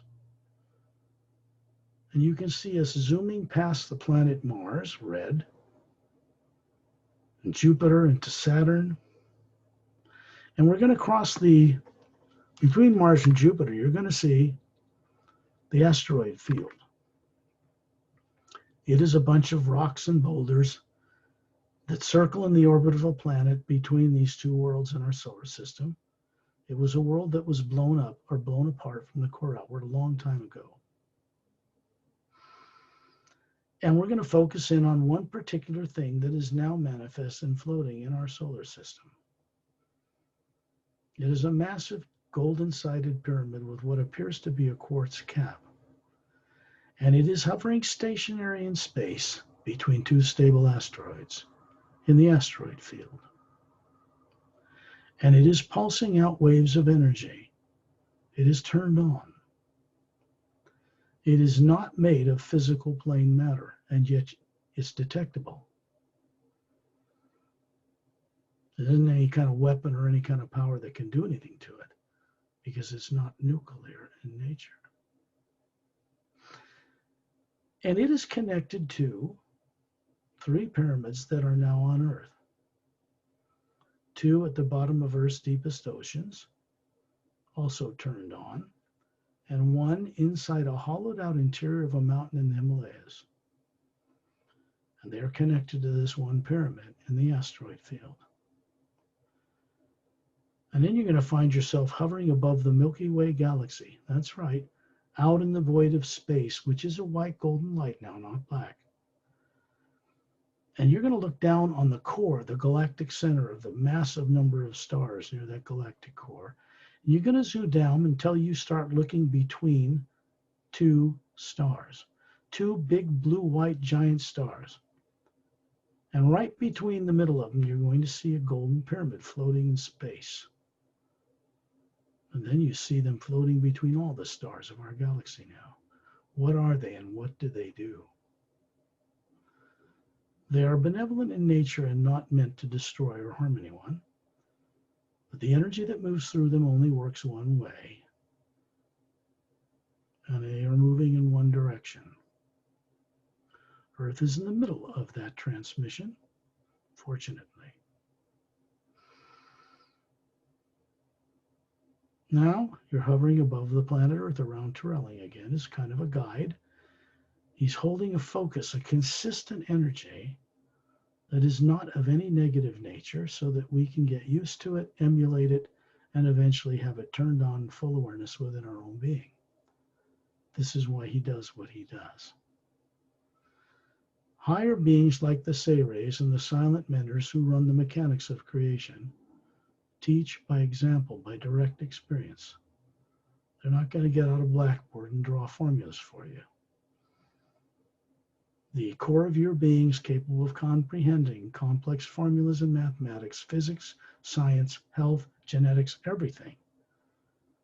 Under the right conditions, each being can recover this ability, even those living on Earth today.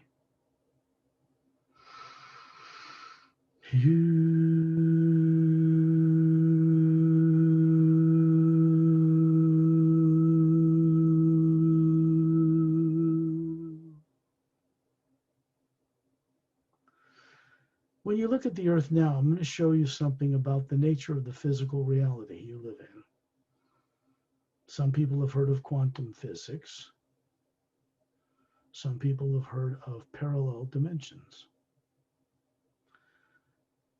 On Earth, some scientists know they exist. It's classified.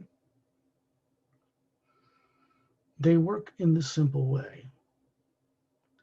In the Earth world you're familiar with, and the molecules that make up your body and brain, and the air and the plants and the animals and everything around you that you can perceive with physical senses of human body on Earth,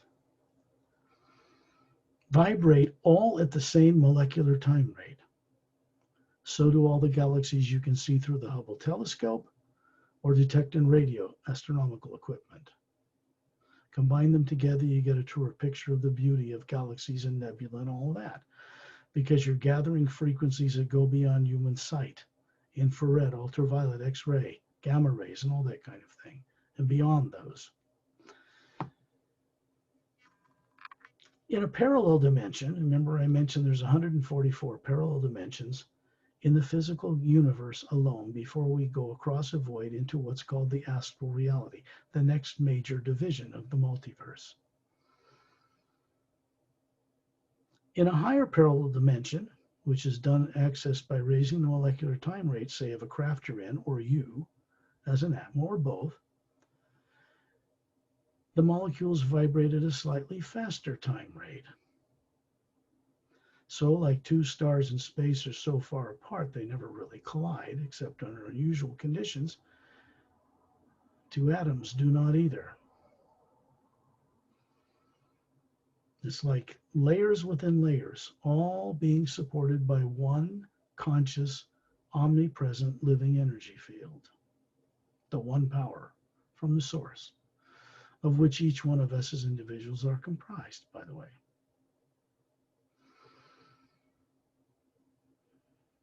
And now you look at the Earth, and Turalyon and I are simply waving our hands, and all that's happening is we're imagining up the energy, the hue that surrounds us is raising the energy, and you see the Earth transform before your eyes. It's in the same place, but now the Earth has no polar ice caps. And there are different land masses, 2 continents over it. Centered over the equator on the side you're seeing facing you is a huge continent stretching from the left hemisphere to the right, rising up towards the North Pole about a third of the way, then curving down towards the eastern side. Same as it gets down below the South Pole. So down on the South Polar region, just above it, no polar ice caps, you see a crescent moon-shaped beach from space with a glowing green sand. You can even see it from space. And when you look at the moon circling this planet now, it has a full oxygen and atmosphere. It is turning on its axis with gravity, and there are 5 dome cities with 3 golden-sided pyramids in each one. And as it turns on its axis, you can see on the backside coming into view 2 dome cities in a mountainous region. This is how Earth and the moon exist in the next 3rd higher parallel dimension above us. There is one between here and us on Earth, and it's accessed through Land's End in Cornwall, England, at the back of a farmer's field. And if you don't know how to access it, you wouldn't find it.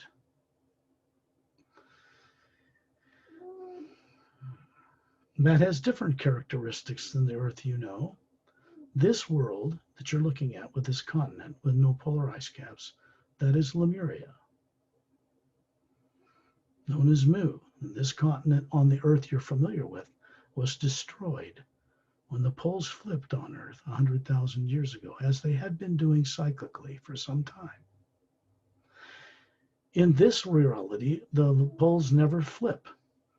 And what is the few people that live on these worlds and that moon are from the Galactic Alliance and from master teachers that teach throughout the multiverse, including beings called Oceanians.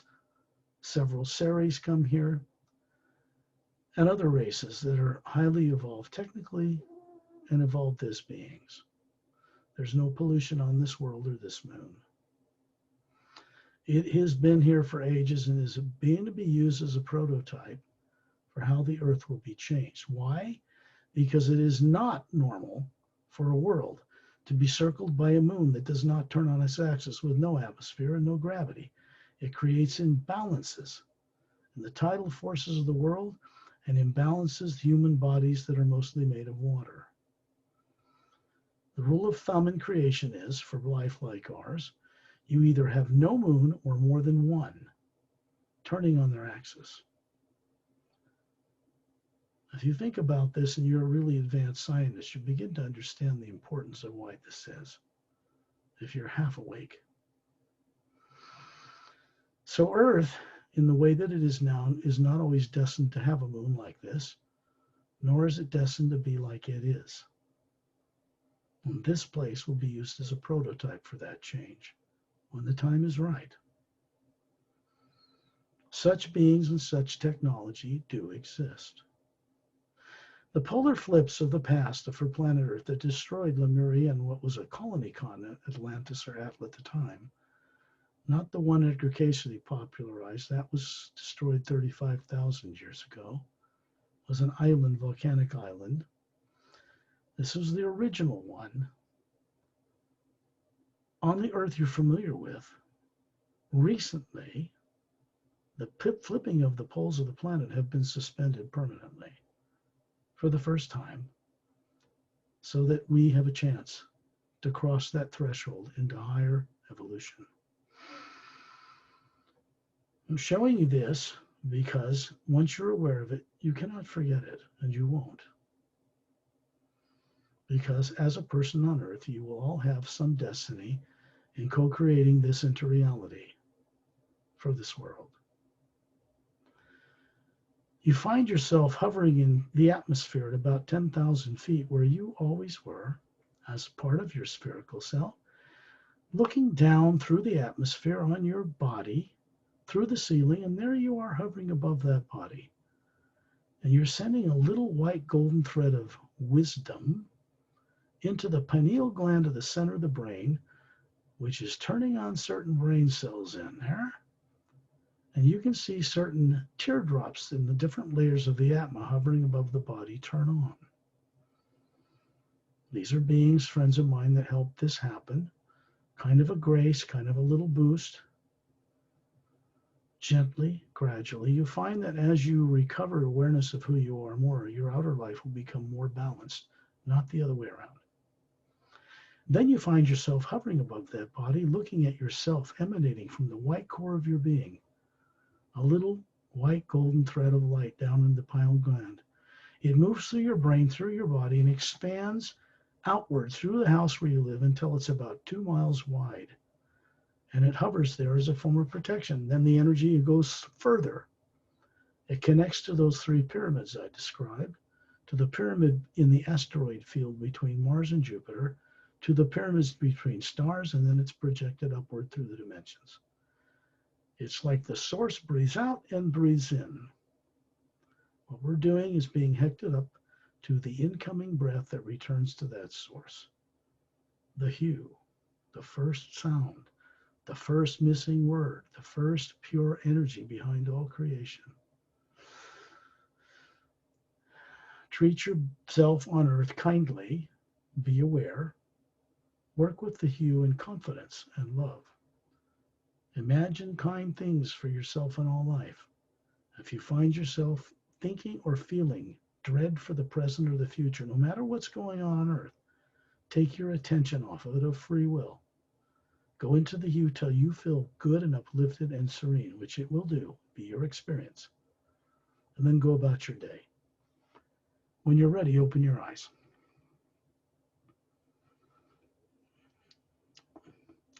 Oh, you got your mic back on. Okay. All right. Tending, the beings I work with want to keep this a little closer to home. There are other radio shows on your YouTube channel where people can go out and explore higher dimensions and other worlds.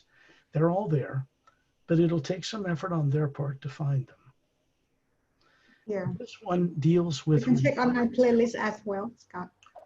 Yeah, this one deals more with being aware of what you are in a safe environment above the atmosphere of Earth with kind beings, so you can begin to bring that back to the body that never learned any of this growing up. Okay? Yes, thank you very much. Questions? No, I have great experience, more understand, like you said, deeper understanding and more intelligent. Yeah, it is. And it's capable of, the IQ of a person on Earth could be beyond 10,000 or more. You couldn't even measure it with IQ tests on this planet. But the person experiencing it will know they're more intelligent. They can perceive and understand things that seem like common sense to them, that their neighbor, someone in government, couldn't comprehend to save their life yet. But they will. Yeah, I would like to explain more when I said more intelligent or stuff like this. God, meaning like when we read something or when we look at something, we understand sometimes without reading or without, looking for information, just come like that, just Now, happen. this book, which I've published, and this book, which I've published, The Sayre's Agenda, this is a mile-long galactic emerald star cruiser, cylindrically shaped, bridge controls on each end, and it's stationarily hovering in the ice rings that comprise the rings of Saturn. It is shifted out of phases in a slightly higher parallel dimension, so people coming there, say if a ship from Earth came there, they wouldn't see it unless these guys wanted them to. Wouldn't be detectable on radar. And it's permanently stationed there to help us go through a transformation no one will see coming. Completely unexpected. There are techniques in the back of this book, when you go through the story, about this guy right here, Mark Sanfield, and these guys from another world on Earth when he's out on a single solo camping trip near his tent, trying to kill him. And he's saved by a human pilot that beams him aboard this 30-foot Galactic Alliance scout craft. And his journey to remembering who he was before he was forced to be on Earth with no memory begins. In the back of the book, there are techniques, special techniques for the prologue in every chapter that work with the hue and the kind of thing we're doing now to assist people to make this transition. This book is the first book of the Parallel Time Trilogy. These beings are not from Earth, although they're human. She has blue skin. He is Etta. He's a 3-foot-long silica-based creature with natural anti-gravity flying abilities, not from Earth. This is a master teacher holding a quartz staff with the Egyptian symbol for eternity, Ankh, on top, which didn't originate in Egypt. And this is him showing the prime source comes down from beyond the void in the fifth and higher realities, and he's introducing these three to it for the first time.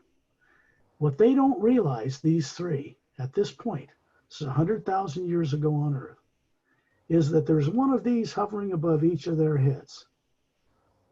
They don't know that at that point. This is a 30-foot Galactic Alliance scout craft with 3 hemispheric pods. This is the pilot, Calum.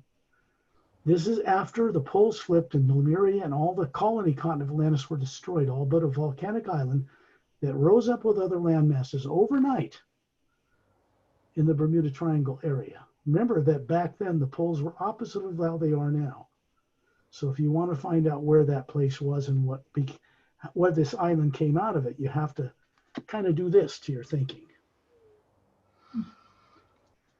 Okay, this is a journey about, these are all extraterrestrials dealing with people on Earth who don't know they exist even then, except a few.